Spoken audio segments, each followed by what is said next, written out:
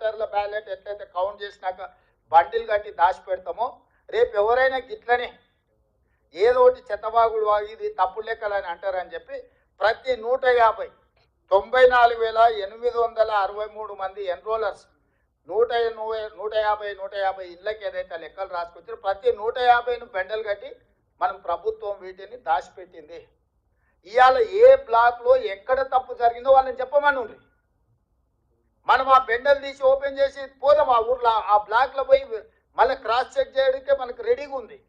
కంప్యూటర్ల సమాచారమే కాదు రాసుకొచ్చిన సమాచారం కూడా ఈరోజు మన దగ్గర స్పష్టంగా నిక్షిప్తం చేసి పెట్టినము. రేపు ఎవడైనా మన ప్రాసెస్ను మన విధానాన్ని తప్పుబట్టి ఈ బీఆర్ఎస్ వాళ్ళు బీజేపీ వాళ్ళు ఎవరితోనో ఒకరితో కోర్టులో కేసు వేయించి ఈ ప్రాసెస్నే తప్పుబట్టి మొత్తం ఈ తీసుకున్న ప్రక్రియనే మొత్తం నిర్వీర్యం చేయాలని ప్రయత్నం చేస్తారు. కాబట్టి ఎలాంటి అవకాశం ఇవ్వకుండా మెటిక్యులస్గా ఈరోజు ఇట్లా సమాచారాన్ని సేకరించి డేటా ఎంట్రీ చేసి చేసినాం. ఇందులో మనకు వచ్చిన సమాచారం ఏంది? మొత్తము మనకు 3,54,74,554 మంది ఇందులో సమాచారంలో పాల్గొన్నారు. ఇది మనం రాసుకొచ్చింది కాదు. ఈ కుటుంబాలందరూ బయటికి వచ్చి ఇంత జనాభా మనతోని వాళ్ళు నమోదు చేయించుకున్న జనాభా. ఇప్పుడు జనాభా 4 కోట్లు ఉంది, లేకపోతే జనాభా మాది తగ్గింది, లేకపోతే మాది ఇంకో కొందరిది అక్కడ జరిగింది ఇక్కడ జరిగింది ఏదైతే అంటుర్రో ఇది సెల్ఫ్ డిక్లేర్డ్ డేటా. ఇది ప్రభుత్వం ఇష్టంగా కూర్చొని ప్రభుత్వ కార్యాలయంలో కూర్చొని రాసింది కాదు. ఇల్లు తిరిగి ఇంటి వాళ్ళని అడిగి ఇంటి వాళ్ళు ఇచ్చిన సమాచారం మీద అప్లికేషన్ మీద వాళ్ళు సంతకం పెట్టుకొచ్చి ఇచ్చినాం. ఇప్పటి వరకు ప్రభుత్వంలో నమోదు చేయించుకున్న వాళ్ళు 3,54,77,554 మంది ఈరోజు మన దగ్గర నమోదు చేయించుకున్నారు. ఈ కుటుంబాలు ఎన్ని అంటే టోటల్గా దాదాపుగా ఈ కుటుంబాలు అన్నిటిని కూడా 1,12,00,000 పైగా కుటుంబాలు ఇందులో పాల్గొన్నాయి. ఈ మిగతా వాళ్ళు ఏదైతే 3 లక్షల పైచిలకు కుటుంబాలు పాల్గొనలేదో ఒక అంచనా 16 లక్షల పైగా జనాభా 3,56,000 కుటుంబాలు మనకి ఇందులో మన ఇండ్లు గుర్తించిన వాళ్ళు మన ఇంటికి స్టిక్కర్ అంటించిన వాళ్ళు నమోదు చేయించుకోలేదని ఒక అంచనాకు వచ్చినాము. ఈరోజు మొత్తం ప్రక్రియనే తప్పు పడుతుంది. నేను ఇక్కడ ఉన్న మా బీసీ సోదరులు నేను అడిగేది ఒకటే, ఈరోజు ఈ ప్రక్రియను తప్పు పట్టడం ద్వారా మొత్తం ఈ వ్యవస్థని కుప్పగూల్చాలని ఒక కుట్ర జరుగుతుంది.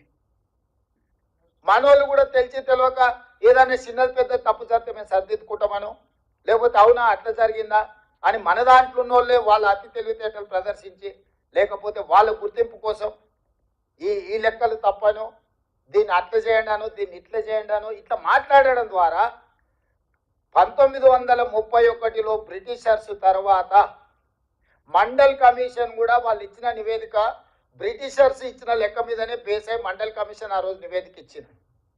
స్వతంత్రం వచ్చినప్పటి నుంచి ఈ రోజు వరకు ఎవ్వరు ఏ రాష్ట్రము ఏ ముఖ్యమంత్రి ఏ ప్రధానమంత్రి ఎంత పెద్ద నాయకుడు ఉన్నా ఎంత గొప్ప నాయకుడు ఉన్నా ఈ ప్రయత్నమే చేయలేదు.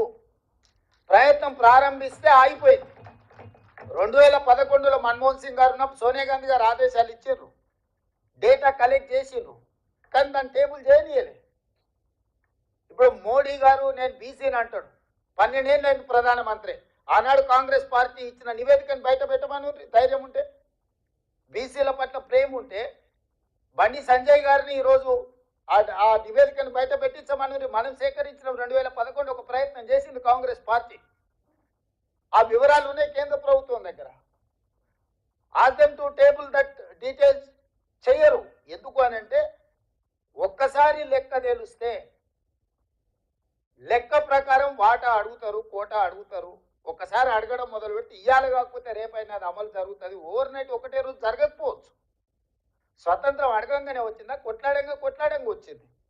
తెలంగాణ రాష్ట్రం ఒకటేసారి వచ్చిందా? ఎన్నో సంవత్సరాలు కొట్లాడితే తెలంగాణ రాష్ట్రం వచ్చింది. ఇవాళ ఈ బీసీ లెక్కలు కూడా ఓవర్ నైట్ రాలే.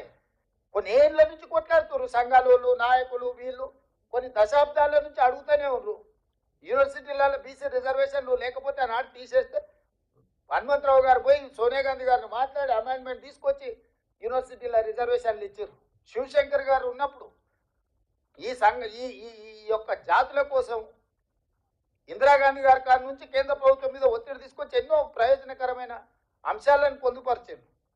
ఏది కూడా ఒక్కరోజు రాత్రి ఊరికే రాదు. కొట్లాడి కొట్లాడి సాధించుకునేవి మిగిలినాయి. ఇవాళ ఎన్నో ఏళ్ళ నుంచి కొట్లాడుతున్నది, ఎంతో దీర్ఘకాలికంగా వాయిదా పడుతున్న ఒక డిమాండ్ను ఈరోజు మనం సక్సెస్ఫుల్గా దీన్ని ముందుకు తీసుకెళ్తున్నాము. దాంతో ఇందులో పాల్గొనని వాళ్ళు, ఇదంటే ఇష్టం లేని వాళ్ళు, ప్రధానంగా రాజకీయాలలో బీఆర్ఎస్, బీజేపీ. ఈరోజు కాంగ్రెస్ పార్టీ ఒక రాష్ట్రంలో చేపట్టిన ఈ ప్రక్రియ 100% న్యాయపరంగా, చట్టపరంగా, అధికారికంగా ఈ నివేదికని ఈరోజు మనం తయారు చేసినాము. ఒక్కసారి అఫీషియల్గా ఈ రాష్ట్ర ప్రభుత్వం చేసిన నివేదిక కోర్టు ముందల నిలబడ్డది అని అంటే ప్రతి రాష్ట్రంలో ఈ డిమాండ్ వస్తుంది, ప్రతి రాష్ట్రంలో చేయాల్సిన పరిస్థితి వస్తుంది. అన్ని రాష్ట్రాలలో ఈ డిమాండ్ చేస్తే దేశం మొత్తంలో అమలు చేయాల్సి వస్తుంది.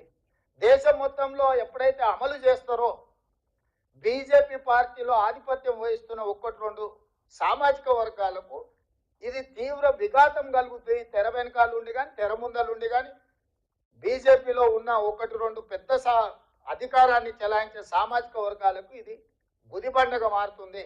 అందుకే బీజేపీ కాంగ్రెస్ చేసిన ప్రక్రియను తప్పుపట్టి ఏ లెక్క లేకుండా చేయాలని చూస్తున్నారు.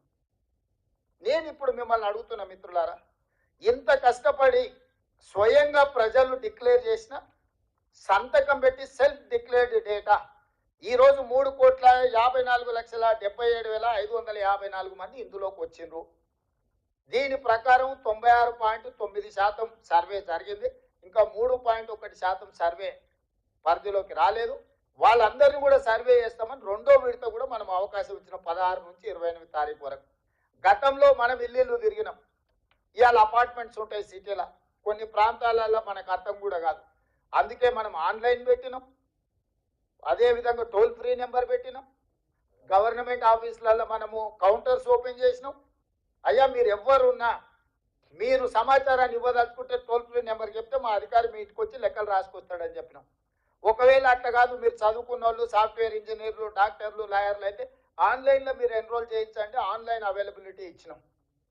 అదేవిధంగా మీరు పోత గవర్నమెంట్ ఆఫీస్కి వచ్చి కూర్చొని మీరు నమోదు చేయించుకోవడం అంటే గవర్నమెంట్ ఆఫీస్లో కూడా పెట్టినాం. ఇంతకంటే పారదర్శకంగా ఈ రాష్ట్రంలో, ఈ దేశంలో ఎక్కడైనా జరిగిందా? ఇంత పారదర్శకంగా మనం చేస్తున్నా చంద్రశేఖరరావు గారు, హరీష్ రావు గారు, తారక రామారావు గారు ఇప్పటి వరకు నమోదు చేయించుకోలే. ఎందుకు వీళ్ళు నమోదు చేయించుకుంటలేరు? ఏంది కారణం? వాళ్ళందరూ నమోదు చేయించుకుంటే మీ లెక్క తెలుస్తుంది, వాళ్ళ లెక్క తెలుస్తుంది.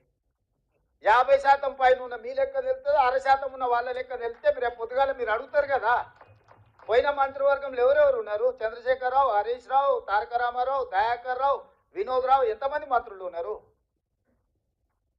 మీరు అడుగుతారు కదా. 1% ఉంటే మీరు కన్నీ తీసుకుంటే మరి 50% పైన ఉన్న మరి మా సంగతి తెలుసారని మీరు లెక్కలు అడుగుతారని.